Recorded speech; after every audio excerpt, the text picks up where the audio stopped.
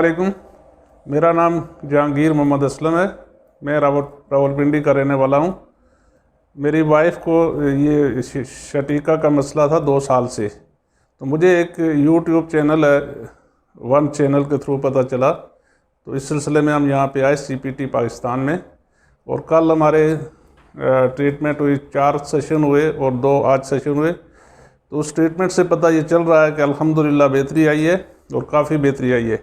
इससे पहले हम मुख्तलिफ़ जगह पे गए और इलाज करवाया, लेकिन कोई खातर ख्वाह फ़ायदा नहीं हुआ।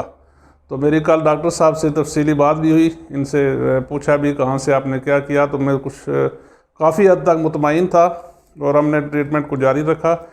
मैं सब व्यूवर्स के लिए ये अपील करूँगा कि जो भी इस मसले में मुब्तला हैं, क्योंकि ये जो बीमारी है ये आम है। यहाँ आकर पता चला कि 90% लेडीज़ को ये प्रॉब्लम है।